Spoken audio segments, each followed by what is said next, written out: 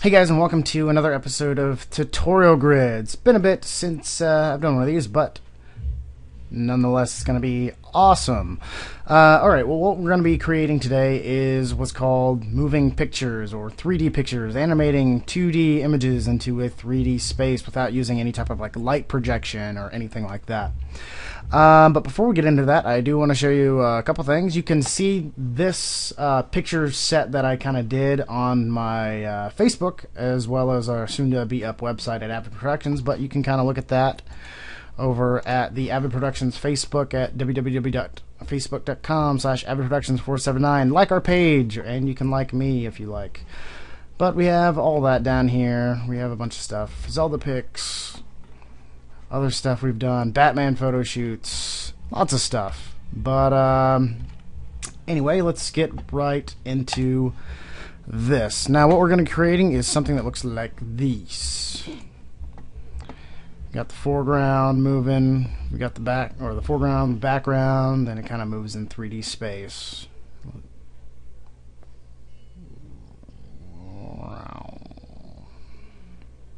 But we got a lot of stuff going on. It's pretty cool. It's pretty nice little effect. We have a few layers here, but we're going to be using After Effects as well as Photoshop. So let's just delve right into it, shall we? First of all, what we're going to do is we have our one picture. This is one digital image. You got the background layer. It's 4K footage, straight out of a camera. It's pretty much standard digital imaging. Alright, first off, we're going to duplicate our background layer. So we'll just go ahead and drag that down to our new layer there and shut off our background layer. Now, the tool we're going to use is going to be our quick select brush, which what you're going to do is you're just going to find a spot on her where we're actually going to cut her out of the background and do a bunch of stuff to the background. So what you're going to do is you're just going to click and drag over her, and it'll just kind of select all of her.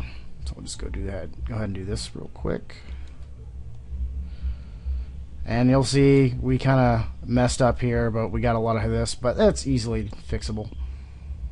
Select the rest of this, and to deselect this part we just hold down alternate and deselect what we don't want. Alright, that's looking pretty good. So next what we're going to do is we're going to go hit refine edge. We're going to hit refine edge. It's going to bring up this little dialog box. Now this honestly looks terrible, but we're going to fix that. So just go ahead and zoom in our layer here. I'm going to zoom in right on her hair, and we're going to move up, and we're going to select our brush here. Now this is actually going to take in all of our data and find the hair that we're looking for. So it's going to look for all the really fine unique attributes of the picture. So we're going to go ahead and click around the shape of the hair, and it should pull in all of that data. Now notice it's picking up all the stuff right in through here, and whenever you deselect, it just finds that data and keeps the data you want. Love, love, love Photoshop. It is probably one of the most amazing tools out there for any type of photo editing as well as a video. And this is for video, so you'll see what I mean as soon as I get done here. Alright, so just go ahead and select all the hair, and this will take just a bit. The more you do this, the better it's going to look. But you can do it as good or as bad as you want to, depending on how quickly you want it to be finished. I usually like to get as much detail in it as possible because I like my images to be pristine and detail oriented. Now you can also if you pull in some data that you don't want, like there's a little bit of a white spot here, you can actually hold down alternate and notice how it turns your brush into a minus symbol. You can click on here if you want to get rid of some of the data. Like if you got some extra stuff that you don't want, you can actually get rid of that. Like that. Alright, let's go down. think I just about got as much as I want to get right now for tutorial purposes. Also, one of the things I do suggest doing is make this smooth, so it'll have a little bit of a feather to it, as well as use your feather. That way it's just a little bit easier to blend into your background, as well as you can do a shift, which will actually act as kind of a choke for your layer, so you can use the choker. And that's looking pretty good. I think we'll just deal with this and we'll go on to the next part. So hit OK. Now we still have all of our layers selected. This just basically selects what we just did. So what you're going to do is you're going to press Control C. You're going to copy that, open up a new layer, and then you can press Control V or paste. And then deselect this layer, and we have that layer. Yay! We did exactly what we wanted to do. Right. So what we're going to do now is we're going to go back to our background copy. We're going to go ahead and turn this off, and we're going to duplicate this background again. That way we don't have to deal with any of these two layers. And we're basically going to make her disappear. Now, this is the hardest part, to make this look as good as possible, is because we have this data to work with to make this ground, and this much data to work with to make this background layer, which you think, yeah, it's a pretty good amount of data, but you'd be surprised. Alright, so let's go ahead and start. So the easiest part to start with would be the clouds, since we have a lot of data here, as well as the ground. So we'll go ahead and work with that.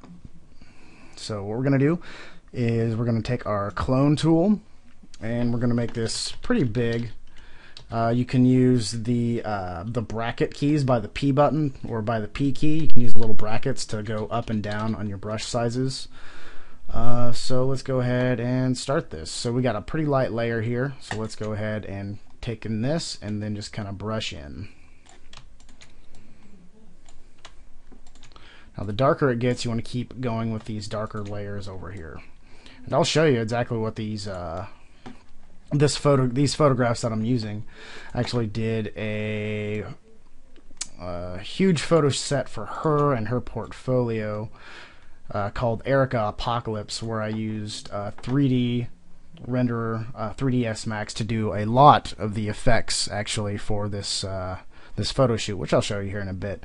But let's go ahead and get this finished up.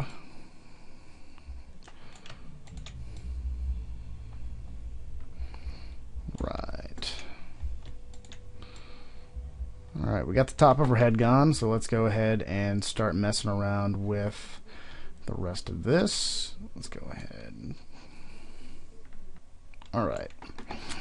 Now, for the hardest part, we have this little part here where we have the background kind of going in behind her. So what we're going to do is we're going to use this little tool, our lasso tool, and we're just going to kind of select this region here. I'm going to select that. I'm going to copy it, create a new layer, paste that on top, and then we're going to move it about right here. We're also going to scale it, so do Control T. That'll push down your scale, and then just kind of match it up about as good as you can, about right there. And we'll just go ahead and delete part of this. Now you're going to hit your eraser key, and you're going to want to use a soft brush. That way it's not a hard kind of rough edge like this. So you're just going to go ahead and delete some of that.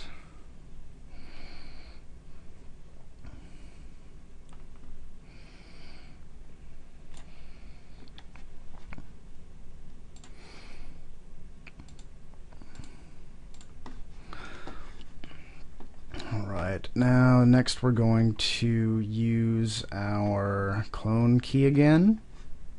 Well, actually what we're going to do is we're going to go ahead and merge these two layers.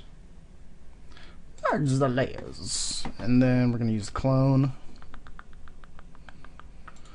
And we're just going to kind of clone this background here. Kind of like this. Well, I like this part right here. So alternate click.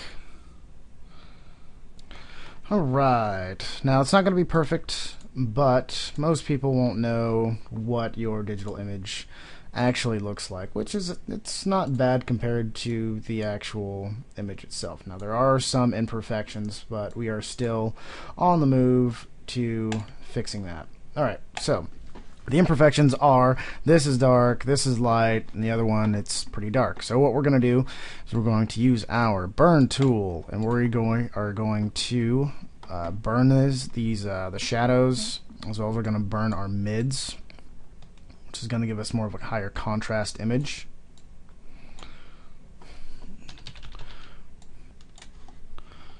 Go ahead and desaturate a bit.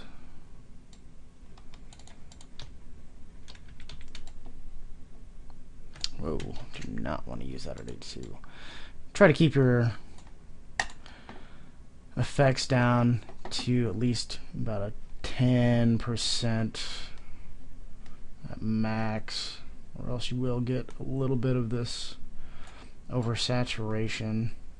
Now most of this isn't going to be seen. You're most likely not going to see any of that, and yeah, it's going to look a lot better whenever she's added, and we're actually going to use this effect. Alright, now one of the nice things I do like to do to all of my pictures is I like to add a lot of high contrast to my sky. Now since on this day it was very yeah, it was a cloudy day, but I used a filter called a circular polarizer, which really just added this kind of contrasty tone, which allowed me to pull in a lot of those levels. And what I'm going to do is I'm going to use my burn tool again and burn my shadows. So it's going to bring back in this darker tone. Just kind of pull that back in here. I'm going to use kind of a circular motion. That way I can kind of just bring those darker back. That way, because I like having my lights right in the center, kind of brings your focus into the picture. Cool, it's looking good. Alright, cool. Now, we're going to need the focus on her. Okay, what we're going to do is we're going to do basically about the same thing. We're going to burn some of the shadows, and if you want to, you can create a new layer on top of her and delete one out, and you can just kind of mess around with a non-destructive copy. That way if you do kind of mess up and you want to go back, you have that extra copy layer there. So we'll just go ahead and start burning in some shadows here, just kind of give it a little bit more contrast. Cool. And that is our image. Alright, we're done. Cool. Alright, now how to save this. Just go ahead and turn this layer off. So you just have the background layer, and what we're going to do is we're going to go File. I'm going to do Save As. This little bucket will come up, so we'll save it as, just go into anywhere, save it as a JPEG image, not a Photoshop image. I would recommend saving the Photoshop image, but for After Effects we're just going to go ahead and call this Erica Moves. But we're going to save it as a JPEG and hit save. Boom. Please choose another location. Oh, I can't save here. Alright, pictures, have fun. Yeah, we'll just go ahead and save it there. Erica Moves, save. Save as a high resolution JPEG, yes. And we'll go to the thing here. Now, we'll go ahead and also just turn on this layer that we just edited.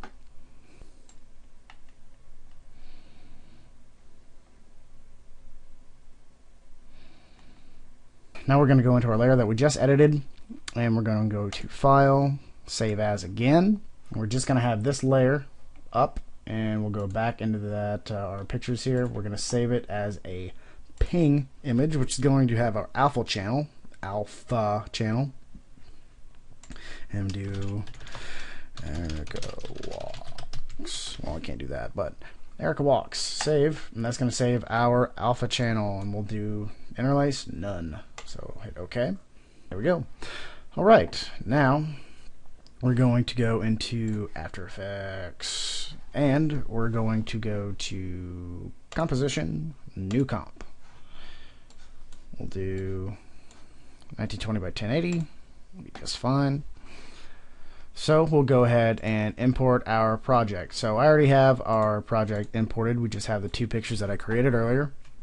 So we'll just go ahead and bring those down into our new composition. Now that I have those brought in, pull your Erica Moves layer on the bottom, and there we go. Cool. But what we're going to do, we're going to select both of them, and we're going to resize them to about how big we're going to want to see them at. And I'm going to go ahead and pull this down to about 1/3. But this is looking pretty cool. The image we've got high resolution, and it's looking pretty nice. It's not as good as I want it to be for this one, but it's tutorial purposes. So what we're going to do is we're going to go ahead and select both the layers, and we're going to go ahead and add the 3D cube on here, which is going to make it into a 3D layer. And we're going to hit Layer, New, Camera.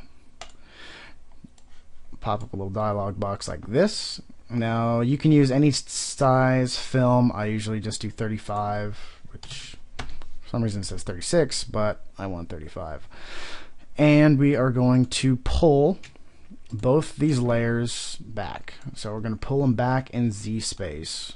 So we're just going to grab that Z layer and pull it back in Z space. Yeah, not too far.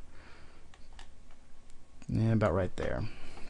Alright, now we're also going to pull them back up to where they're at the comp size that we're going to want. That's probably going to work for us. Then we're going to grab our alpha layer, which is the Erica Moves ping layer, and we're going to move this forward. So we're going to move it closer to us. And we are going to not do anything. What is going on here? Alright, now whenever you kind of mess around with your camera, which is going to be these selections up here, you have the unified camera, orbit, track, and Z. You can kind of see that the layer moves in kind of a 3D kind of way. Now, in order to get a better effect for this image, you can do a couple of different things. You can either resize it down to where the picture is quite a ways smaller. Now, in order to do this, you're going to have a pretty much a better image than what I've got going on right here. That way you don't see your background layer as much. You can move that down and move it closer to the camera. Move it down again. That way, whenever you move your camera here, you have more of that 3D feel. So, but to animate this, we are going to go hit Camera. We're going to hit P. Brings up your position. You're going to hit this little stopwatch, and then that sets one keyframe, and we'll go on to about 10 seconds. And we're going to move this back. So we're going to zoom out into our picture to about right here. Yeah, so whenever we view this back, whenever we move it back, it's going to look pretty 3D. It's not going to look immense like a 3D image would, but it's just going to have that really subtle kind of tone that this is a three-dimensional object, because you have your background moving more than you have your foreground moving, or you have your background moving less than your foreground. This kind of has that 3D little motion to it.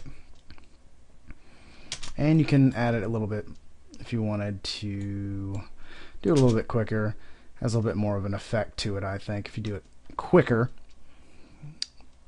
But that's looking pretty good.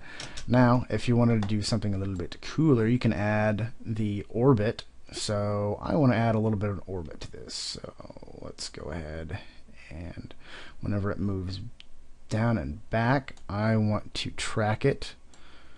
Go ahead and track this a little to the left right before we get out of frame on here, and we'll just kind of orbit it up just a tad.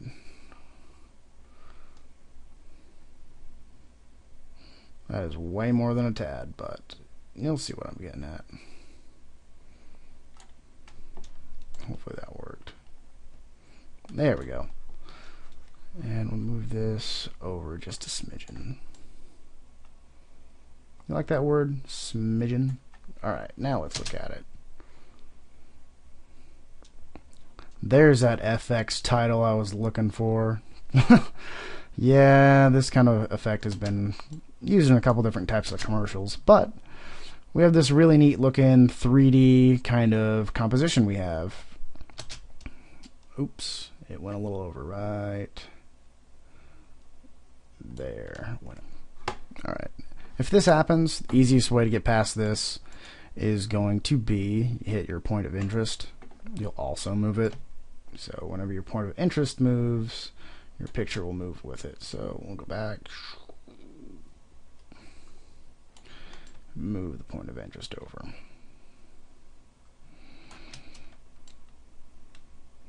So your end final comp with that point of interest movement will look a little bit like this. Now adding that point of interest movement actually made it look a lot cooler, and that's something I learned. Yay! We like learning here. But that looks pretty cool. Unfortunately, I will not be uploading either one of these two because I have yet to finish all of my compositions for it, but as soon as I finish the compositions for it, I will upload those pictures. But you can check out these photo sets on our Avid website at the Facebook. You just go to Photos, then you go to Erica Apocalypse, and you can check them out there. Please make sure to like and subscribe to my channel, as well as like my production company there, production company. We like making things look pretty, as well as we like doing visual special effects. But yeah, that's what I was talking about. 3D engine, we use 3ds Max, we also use Photoshop. And on this photo, actually, I used a few different programs. I used Photoshop, I did After Effects to make the explosion here, as well as the debris. The explosion here is After Effects and Photoshop, and then 3ds Max is the glass shards and stuff. But this was a lot of fun. She was really cool to work with, and that's actually found that image somewhere. Just type in explosion, you can find it. But thank you very much for checking it out. I hope you enjoyed the tutorial as much as I have making it. So guys, like, subscribe, check out Avid Facebook, and you have a great day.